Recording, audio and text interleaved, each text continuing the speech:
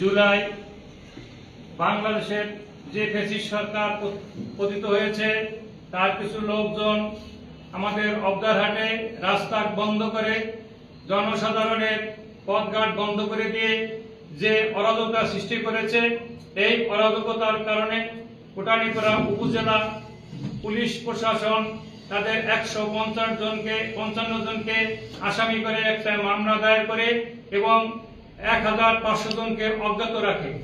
এই মামলায় দেখা যায় যে কোটালীপাড়ার বিভিন্ন স্তরের জনতা, ছাত্র, শিক্ষক, কৃষক, ভ্যান চালক, মেহনতি মানুষ যারা রাস্তায় পাচ্ছে তাদেরকে ধরে নিয়ে আসা আসামি করে চালান দিচ্ছে।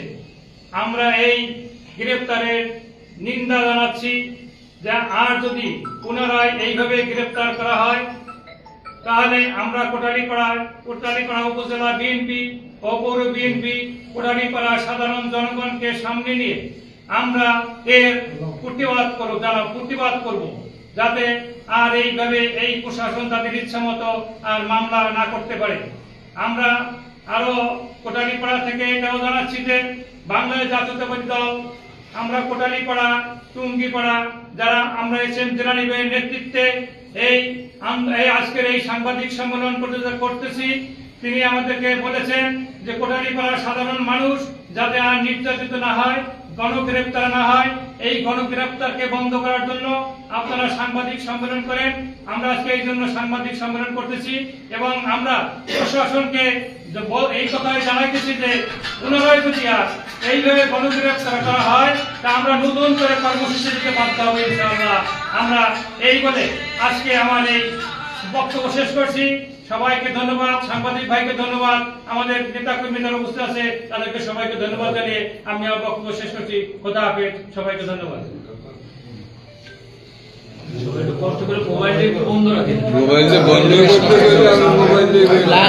লাস্টের বক্তব্যের সময় তো মোবাইলটা বাজছে, ওই সময় তো একটা টানা বক্তব্য। একটু ওভার কোন এই হয়তো না ভাই একটু ছাড়িয়ে দেব না অ্যালার্ট করে দিচ্ছি আর ওই হইছে এবারে হাসান ভাই ভিডিও করে বাইরে এই একটু ক্লিয়ার করতে হবে বাকি আছে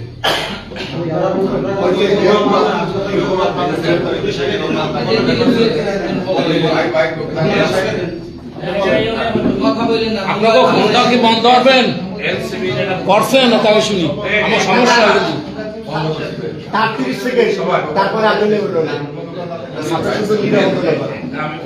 এনসিবি প্রোগ্রামকে কেন্দ্র করে বিসমিল্লাহির রহমানির রহিম।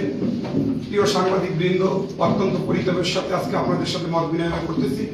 বিগত 16 তারিখ অবদারহাটে আওয়ামী লীগ, যুবলীগ ও নিষিদ্ধ ছাত্রলীগ সহ রাস্তাঘাট অবরুদ্ধ করে কোটালীপাড়া জনপ্রতিনিধিদের বিঘ্ন সৃষ্টি করে সরকারি গাছ কাটে। এই গাছ কাটা এবং রাস্তা অবরোধকে কেন্দ্র করে ইতিমধ্যে কোটালীপাড়া থানায় 155 জনকে আসামি, এজাহারভুক্ত আসামি ও 13,000 লোককে অজ্ঞাত আসামি করে একটি মামলা রুজু করা হয়। আমি অত্যন্ত দুঃখের সাথে জানাচ্ছি এই মামলায় অনেককেই আসামি করা হয়েছে যারা সাধারণ আমজনতা, কোনো রাজনীতির সাথে জড়িত না, এবং এই মামলায় যারা গ্রেপ্তার হয়েছে অনেক সাধারণ পথচারী, শ্রমজীবী মানুষ। আমরা মেহনতি মানুষের জন্য রাজনীতি করি, সাধারণ মানুষের জন্য রাজনীতি করি।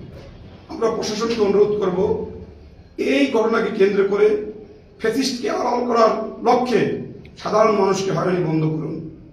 আমরা দেখেছি যে যখন অবদারহাটে ফ্যাসিস্ট সরকার রাস্তা অবরোধ করে গাছ কাটে, পাশে পুলিশের গাড়ি, পুলিশ দণ্ডায়মান এবং মিছিলের বিরুদ্ধেও পুলিশ যাতায়াত করছে, সেই সময় কাউকে আপনারা অ্যারেস্ট করতে সক্ষম হন নাই।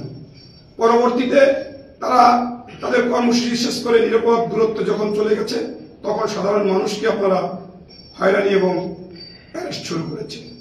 আপনাদের কাছে অনুরোধ করব, অতীত সরকার পুলিশ প্রশাসনকে ব্যবহার করে সাধারণ মানুষকে জিম্মি করে দেশ থেকে যে নৈরাজ্য সৃষ্টি করেছিল, আমরা আপাতত কোটালীপাড়ায় যে ঘটনা দেখতে পাচ্ছি যে যারা দুষ্কৃতিকারী ফ্যাসিস্ট তারা নিরাপদ দূরত্বে বসে আছে আর সাধারণ পথচারী, সাধারণ মানুষ অ্যারেস্ট হয়ে জেলে যাচ্ছে। প্রতিনিয়ত সাধারণ মানুষের হাতড়ি আমাদের কানে আসছে, এতে কোটালীপাড়ার বাতাস ভারী হয়ে আসছে। যদি এইভাবে ধারাবাহিকতা অব্যাহত থাকে, সাধারণ মানুষ যদি রাজপথে নেমে আসে, আমরা গণমানুষের রাজনীতি করি, গণমানুষকে সাথে নিয়ে কিন্তু আমরা রাজপথে নামতে বাধ্য হব।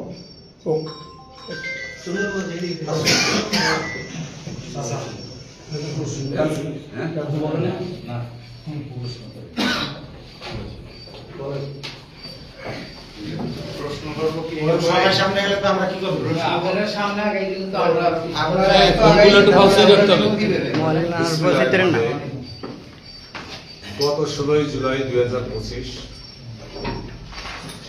এনসিপি গোপালগঞ্জ একটা প্রোগ্রামকে কেন্দ্র করে কোটালীপাড়া বিগত ফ্যাসিস্ট সরকারের দোসররা অবদাহাট নামক স্থানে রাস্তা ব্যারিকেড সৃষ্টি করে গাছ কেটে সাধারণ জনগণের পথকে রুদ্ধ করে পরিবেশ সৃষ্টি করে।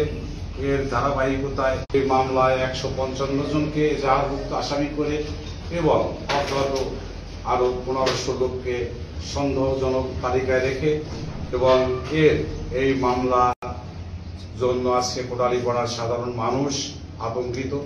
সাধারণ মানুষ ঘরে ঘুমাতে পারে না এবং পুলিশ প্রশাসন তারা যে ওই এজাহারভুক্তর বাইরেও অনেক লোককে গ্রেফতার করেছে, এটা কোটালীপাড়ার মানুষ এখন গণগ্রেপ্তার হিসেবে আখ্যায়িত করেছে।